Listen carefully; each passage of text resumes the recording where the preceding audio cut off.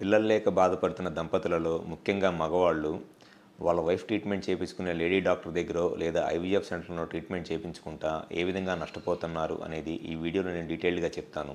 నా పేరు doctor Kranti Kumar Reddy, consultant andrologist, J andrology and men's health. ఎవరిలో అయినా సరే ఫస్ట్ మగవాళ్ళ సైడ్ నుంచి స్పర్మ్ కౌంట్ ప్రాబ్లం ఉండి పిల్లలకి ఇబ్బంది పడుతుంటే ఫస్ట్ టెస్టిస్ సైజ్ ఎలా ఉందనేది కంపల్సరీగా చెక్ చేయాలి.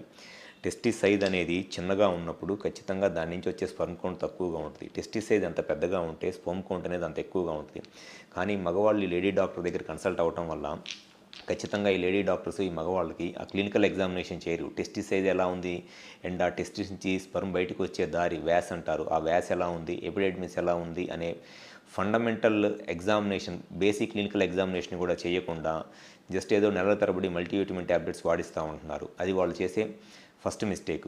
అండ్ సెకండ్ వచ్చేసి చాలామంది మగవాళ్ళలో ఈ టెస్టిస్ సైజ్తో పాటు టెస్టిస్లో వ్యారికోసిల్ లాంటి ప్రాబ్లమ్స్ కూడా ఉంటాయి.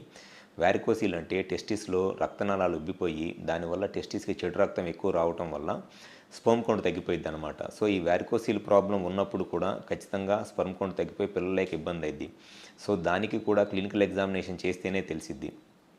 సో ఎప్పుడైతే మగవాళ్ళు వాళ్ళ వైఫ్ ట్రీట్మెంట్ చేయించిన లేడీ డాక్టర్ దగ్గర ట్రీట్మెంట్ చేయించుకుంటారో వాళ్ళు ఖచ్చితంగా ఈ మగవాళ్ళకి క్లినికల్ ఎగ్జామినేషన్ చేయరు.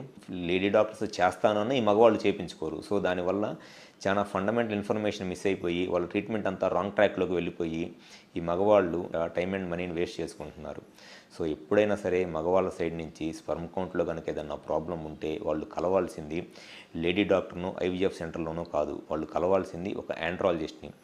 మగవాళ్ళలో కనుక స్పర్మ్ కౌంట్లో ప్రాబ్లం ఉన్నప్పుడు ఒక ఆండ్రాలజిస్ట్ని కలిసినట్లయితే ముందు కరెక్ట్గా అసలు టెస్టిస్ సైజ్ ఎలా ఉంది, టెస్టిస్లో వ్యారికోసిల్ లాంటి ప్రాబ్లమ్స్ ఏమైనా ఉన్నాయా, ఇన్ఫెక్షన్స్ కానీ లేకపోతే వేరే ప్రాబ్లమ్స్ ఏమైనా ఉన్నాయా అనేది కరెక్ట్గా మనం క్లినికల్ ఎగ్జామినేషన్ చేస్తే ట్రీట్మెంట్ అంతా కరెక్ట్ ట్రాక్లో ఉంటుంది. అండ్ దాంతోపాటు కావాల్సిన హార్మోన్ టెస్టులు కనుక చేసినట్లయితే అసలు ఈ స్పర్మ్ కౌంట్ తక్కువగా ఉండడానికి కారణం ఏంటి అనేది తెలిసిద్ది.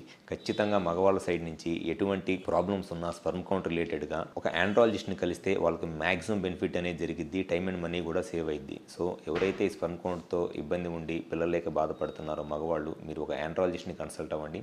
గ్యారంటీగా మీ ట్రీట్మెంట్ రాంగ్ ట్రాక్లోకి వెళ్లకుండా రైట్ ట్రాక్లో ఉండి మీకు మ్యాక్సిమం బెనిఫిట్ అనేది జరిగిద్ది. Thank you.